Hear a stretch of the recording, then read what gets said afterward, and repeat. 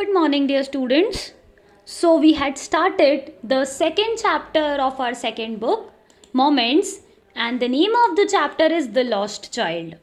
We were reading that a small kid goes to a fair with his parents and is attracted by the wonderful beauty around there. एक बच्चा छोटा सा अपने parents के साथ में मेले में जाता है। स्प्रिंग सीजन का जो मेला, बसंत पंचमी का जो मेला लगता है उसमें जाता है और वो वहाँ पर ब्यूटी को देखकर बहुत ज़्यादा अट्रैक्ट हो जाता है। कहीं उसे सरसों के खेत दिखते हैं, पीले पीले फूल वाले गोल्डन कलर के, कहीं उसे छोटे छोटे इंसेक्ट्स दिखते हैं, कहीं उसे टॉयज़ दिखते हैं, बहुत सारी चीज़ें। और वो हर बार जो है वो मस्ती में आता हुआ, इन चीज़ों से अट्रैक्ट होता हुआ पीछे छूट जाता है और उसके पेरेंट्स उसे बार बार आवाज़ दे देकर आगे को बुलाते थे। और इस तरह वो मस्ताता हुआ, झूमता हुआ अपने पेरेंट्स के साथ मस्ती में फेयर की तरफ बढ़ा। As they neared the village, the child could see many other footpaths full of throngs converging to the whirlpool of the fair. जैसे जैसे वो उस गांव की तरफ, उस मेले की तरफ बढ़ने लगी, उसने देखा कि बहुत सारे ऐसे छोटे छोटे रास्तों में से बहुत सारे लोग, थ्रॉन्ग्स मतलब बिल्कुल खुशी से झुंड का झुंड जो है वो चला आ रहा है। Converging to the whirlpool of the fair. Converge करना मतलब आकर मिलना, इकट्ठा होना। डाइवर्ज मतलब सेपरेट हो जाना और कॉन्वर्ज मतलब कंबाइन होना। और वर्लपूल मतलब एक राउंड स्ट्रक्चर जो गोल गोल गोल गोल जलेबी जैसा आकार बनता है, उसे कहते हैं वर्लपूल। तो आपने मेला देखा है, मेला ऐसे गोल घेरे के अंदर बनता है। तो ऐसा लग रहा था कि चारों दिशाओं से लोग जो हैं वो उस गोल घेरे की तरफ चले आ रहे हैं, वहाँ आके कॉन्वर्ज हो रहे हैं, वहाँ आके मिल रहे हैं और वहाँ उस मेले को एंजॉय करने के लिए बढ़ रहे हैं।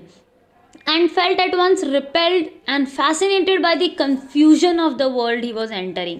अब वो छोटा सा बच्चा था, शायद उसने कभी ऐसे मेले ऑब्जर्व नहीं किए होंगे, तो वो एकदम से थोड़ा सा कंफ्यूजन, वो जो वर्ल्ड जिसमें इतने सारे लोग सब इधर उधर घूम रहे हैं, उस कंफ्यूजिंग वर्ल्ड के टूवर्ड्स वो फैसिनेट हो गया। अब जैसे ही वो अंदर एंटर होता है तो एक स्वीट मीट सेलर था, स्वीट मीट सेलर, मिठाई वाला। वो ज़ोर ज़ोर से आवाज़ लगाता है, गुलाब जामुन, रसगुल्ला, बर्फ़ी, जलेबी। जैसे ही वो घुसता है, बिल्कुल एक कोने पर दुकान रहती है और वो मिठाइयों के नाम ले लेकर कस्टमर्स को इनवाइट करता है। और एक जो था, एक बहुत भारी सा झुंड जो है वो लोगों का उस मिठाई वाले की दुकान पर था और वो वहाँ पर मिठाइयाँ खरीद रहे थे। और नॉर्मली आपने जैसे ऐसे दुकानों में देखा हो कि एक स्टेयरकेस जैसा स्ट्रक्चर होता है, सीढ़ियों जैसा स्ट्रक्चर बनाते हैं और उस स्ट्रक्चर में फिर वो अलग अलग तरह तरह की मिठाइयाँ रखते हैं। तो वैसे ही वो डिस्प्ले में अलग अलग तरह तरह की मिठाइयाँ रखी हुई थी। किसी के ऊपर चांदी की वर्क, हमें पता है मिठाइयों पर कोई किसी किसी मिठाई पर चांदी का वर्क होता है, किसी किसी मिठाई पर ऐसा सोने का वर्क होता है, सोने की पत्तियों का। तो वो वैसे ही अलग अलग वर्क और ऐसे ऐसे डिज़ाइनों की जो मिठाइयाँ हैं वो वहाँ पर ब्यूटीफुली सजी हुई थी। The child stared open eyed. Stare मतलब घूरना। तो बच्चा इतनी सारी मिठाइयाँ देख के बड़ी बड़ी आंखें पूरी खोल के घूरने लगा और उसके मुंह में पानी आ गया बर्फ़ी को देख के, जो उसकी सबसे फेवरेट मिठाई थी। तो वो अपने पेरेंट्स को पहले हल्के से धीरे से बोलता है, मुझे बर्फ़ी चाहिए। पर उसको पता था कि कोई मतलब नहीं होने वाला, उसके पेरेंट्स जो हैं वो मना ही करने वाले हैं। वो बिल्कुल ऐसे मासूम सी नज़रों से अपने पेरेंट्स की तरफ हल्के से बोलता है, मुझे बर्फ़ी चाहिए। पर उसे पता था his parents won't allow him. तो अल्टीमेटली वो बिना किसी आंसर को एक्सपेक्ट करे अपने पेरेंट्स के पीछे पीछे चल पड़ता है। उसे उम्मीद होती है कि उसके पेरेंट्स हाँ नहीं करेंगे, तो वो कोई आंसर एक्सपेक्ट भी नहीं करता है, बस कहता है अपने आप में मुझे बर्फ़ी चाहिए और वापस उनके पीछे चल देता है। थोड़ा सा आगे जाते हैं तो एक फूल वाला बैठा रहता है, फ्लावर सेलर, और वो आवाज़ लगाता रहता है, garland of gulmohar, garland of gulmohar. गुलमोहर जो येलो फ्लावर्स होते हैं, गेंदे के फूल, तो कहते हैं माला ले लो, माला ले लो। अब वो the child seam इररेजिस्टिबली drawn. Resistible मतलब अपने आप को कंट्रोल कर लेना, और इररेजिस्टेबल मतलब जिसको आप बिल्कुल रोक नहीं सकते। वो he was irresistibly drawn towards it. Drawn मतलब वो खिंचा चला गया उधर, उसको वो रोक नहीं पाया अपने आप को। और वो जहाँ पर फूलों की टोकरी रखी थी, उस टोकरी के पास जाकर देखता है जहाँ पर फूलों की गठरी और टोकरी रखी थी, और फिर वहाँ जाके धीरे से फुसफुसाता है, मुझे वो माला चाहिए। But he well knew his parents would refuse to buy him those flowers because they would say they were so cheap. उसे पता था कि उसके पेरेंट्स मना कर देंगे, उसे वो फूल नहीं खरीदने देंगे क्योंकि वो कहेंगे अरे ये तो बहुत सस्ते हैं। उसे हर बार पता होता है कि उसके पेरेंट्स मना करेंगे।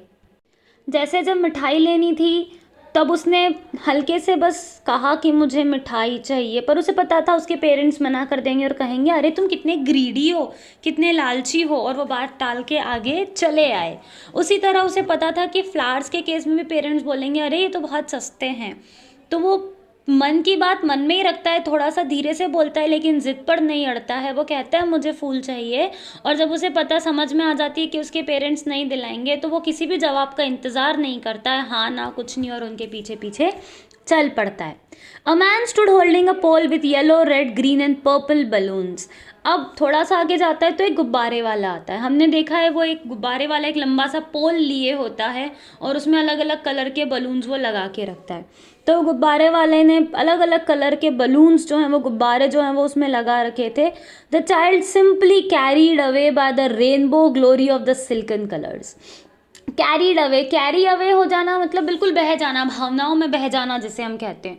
तो वो इतने सुंदर सुंदर रेनबो कलर्स मतलब अलग अलग कलर्स के गुब्बारे देख के वो बच्चा बिल्कुल भावनाओं में बह गया, and he was filled with an overwhelming desire to possess them all. Overwhelming मतलब बहुत ज़्यादा, अति तीव्र इच्छा। उसके मन में एक अति तीव्र इच्छा हुई कि ये सारे गुब्बारे तो मेरे पास होने चाहिए। But he well knew his parents would never buy him the balloons because they would say he was too old to play with such toys. अब उसने चाहा तो कि उसे वो गुब्बारे मिल जाए, लेकिन वो अपने पेरेंट्स से कुछ कह नहीं पाया क्योंकि उसे पता था कि अगर गुब्बारे का नाम लूँगा तो मम्मी पापा यही बोलेंगे कि अरे तुम हम इतने भी छोटे बच्चे नहीं हो। उसे पता था his parents will refuse for everything that he want, but फिर भी वो अपने मन में तो वो इच्छा रखता है, मन में तो वो डिज़ायर रखता है कि मुझे ये चीज़ चाहिए, लेकिन वो हर बार अपने डिज़ायर को कर्ब करके उसे ख़त्म करके बिना कोई आंसर एक्सपेक्ट किए आगे निकल जाता है। इस बार भी ऐसे ही हुआ। उसे लगा कि उसके उतने ब्यूटीफुल गुब्बारे देख के वो खुश हो गया, लेकिन उसे पता था उसके पेरेंट्स नहीं मानेंगे, वो कहेंगे कि तुम अब इतने भी छोटे नहीं हो। तो वो इस बात को सुनकर आगे बढ़ जाता है। अब वो थोड़े सा आगे जाता है and he finds a snake charmer. एक सपेरा बैठा होता है सांप लेके, अब तो खैर नहीं होता, बट हाँ in old times the snake charmers use to sit in the such fairs so that they can muse people and gain some money. Muse करना मतलब उन लोगों को थोड़ा सा एंटरटेन करना। A snake charmer stood playing a flute to a snake which coiled itself in a basket. तो सपेरा बैठा था बीन लेके और उसकी बास्केट में ऐसे गोलाकार कुंडली मारे हुए कॉइल्ड फॉर्म में एक सांप था। Its head raised in a graceful bend like the neck of a swan. जैसे नॉर्मली आप लोग देखते हैं कि वो सांप जैसे जो आते थे, अब तो खैर बहुत कम आते हैं, बट सपेरे जब सांप लेकर आते थे तो वो आधा उनकी बॉडी पूरी कॉइल्ड रहती है बास्केट में और सिर्फ ऊपर का जो फन वाला हिस्सा है वो ऊंचा रहता है। वो ट्रेंड सांप रहते हैं सारे। तो वो वैसे ही सांप था, वो पूरा गोलाकार कुंडली मारे हुए। It was sitting in a basket and it's upper head was raised. वो बहुत अच्छा लग रहा था, और वो जो म्यूज़िक था उस म्यूज़िक पे वो जो बीन वो बजा रहा था उस बीन पे सबको वो अट्रैक्ट करते जा रहा था। While the music stole into its invisible ears like the gentle rippling of an invisible waterfall। जैसे कान तो ऑब्वियसली हमें कहीं दिखाई नहीं देते हैं सांप के, तो जैसे म्यूज़िक उसके इनविजिबल ईयर्स में जा रहा था, उसके इनविजिबल ईयर्स में पानी, वो म्यूज़िक ऐसा जा रहा था जैसे कोई इनविजिबल वाटरफॉल पे से पानी उतरते आ रहा। तो such a beautiful connection to a snake charmer, snake and a waterfall. तो वो म्यूज़िक इतना अच्छा लग रहा था। अब वो बच्चा उधर गया, उसकी तरफ गया और वो स्नेक चार्मर के वहाँ जाके बड़े गौर से देखने लगा। But knowing his parents had forbidden him to hear such coarse music as the snake charmer played, he proceeded further. But he knew that his parents had forbidden मतलब किसी चीज़ की मनाही कर देना, मना कर देना, किसी चीज़ को बिल्कुल मना कर देना कि नहीं आप ये कर ही नहीं सकते। So his parents had forbidden to listen to such music. Normally बच्चों को हम बोलते हैं कि नहीं ऐसा आपके बीन का म्यूजिक मत सुनो एंड ऑल सच थिंग्स, ये अच्छा नहीं होता है, ऐसा नहीं होता है, वैसा नहीं होता है। तो the same was the things. वो पेरेंट्स जो हैं वो उसे कहते थे, उसे पता था कि उसके पेरेंट्स ने उसे कह रखा है ऐसा फॉरबिडन म्यूज़िक नहीं सुनना चाहिए, ऐसा गलत म्यूज़िक नहीं सुनना चाहिए, फॉरबिडन देम, उसे मना किया हुआ है ऐसा म्यूज़िक सुनने के लिए। तो वो बिना कोई बात सुने, बिना, बस वो वहाँ पे सुनता है, थोड़ी देर खड़ा रहता है और अपने पेरेंट्स से कुछ भी नहीं कहता और उनके साथ साथ आगे आगे चल पड़ता है। There was a roundabout in full swing. अब एक राउंड अबाउट था, राउंड अबाउट वो जो बड़ा गोल झूला होता है, जायंट व्हील जिसे हम कहते हैं, आप लोगों ने सबने देखा होगा कार्तिक मेले में प्रिसाइसली, कि वो जो बड़ा गोल झूला होता है उसे हम कहते हैं जायंट व्हील या फिर राउंड अबाउट। तो सामने एक राउंड अबाउट था और उसमें बच्चे, मेल फीमेल, मैन वुमेन, सब उसमें स्वर्लिंग मोशन, वो जिस गोल गोल मूवमेंट में जाता है उसे कहते हैं हम स्वर्लिंग मोशन। सब बड़े मस्ती से उसमें बैठ के स्वर्लिंग, उस वर्लिंग मोशन में मजा कर रहे थे। Shrieked and cried with dizzy laughter. आप लोग फील कर सकते हैं ना कि जब बैठते हैं उस जायंट व्हील में तो कितना अच्छा लगता है, कितना मज़ा आता है, लोग कितना चीखते हैं, चिल्लाते हैं, हंसते हैं, हंसी मजाक करते हैं। And there is a dizziness, ऐसा ऐसा नींद जैसी फील होती है, चक्कर आते हैं। तो वो उस डिजीनेस में, उस लाफ्टर में, उस श्रीकिंग में, कोई रो रहा है, कोई चिल्ला रहा है, चीख रहा है, कोई हंस रहा है, किसी को चक्कर आ रहे हैं, उस मस्ती मज़े में वो लोग सब, वो लोग जितने भी लोग उस राउंड अबाउट में बैठे थे वो वहाँ बैठे बैठे एंजॉय कर रहे। The child watched them intently and then he made a bold request, I want to go to the roundabout, please father mother. अब क्या हुआ, उस बच्चे ने उन लोगों को बड़े गौर से देखा, बड़ी इंटेंटली, बड़े प्यार से, बड़े गौर से उन लोगों को देखा, और अब बस बहुत हो चुका था, वो अपनी बहुत सारी इच्छाएं अपने मन में दबा चुका था, लेकिन बट अब जो है वो, अब तो उसे कुछ भी करके जाना था, उसे उस राउंड अबाउट में बैठना था।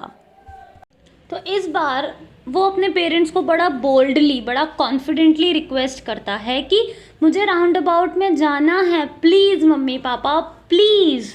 अभी तक वो 3-4 चीज़ों के लिए कुछ नहीं कहा था, लेकिन अब उसे बुरी तरह से बिल्कुल इच्छा हो रही थी कि नहीं, मुझे तो जाना ही है, प्लीज़ मम्मी पापा प्लीज़। इतना उसने कहा, लेकिन पीछे से कोई जवाब नहीं आया। तो वो पीछे पलट के अपने पेरेंट्स को देखता है, लेकिन उसके पेरेंट्स उसके आगे नहीं थे, वो लोग वहाँ पर नहीं थे।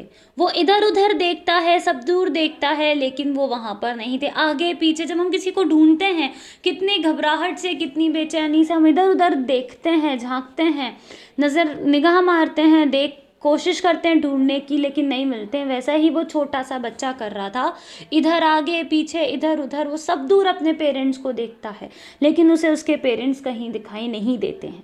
There was no sign of them, उसे अपने पेरेंट्स की छोटी सी झलक भी दिखाई नहीं देती है। So this little kid who had happily gone to the fair with his parents was now lost. वो छोटा सा बच्चा जो अपने पेरेंट्स के साथ खुशी खुशी मेले गया था, वो अब खो चुका था। इतनी सारी भीड़ में, इतनी सारी चीज़ों के अट्रैक्शन के बीच में उसका साथ अपने पेरेंट्स से कहीं छूट गया, और वो पागलों की तरह इधर उधर देखता है, लेकिन उसे अपने पेरेंट्स कहीं भी दिखाई नहीं देते हैं।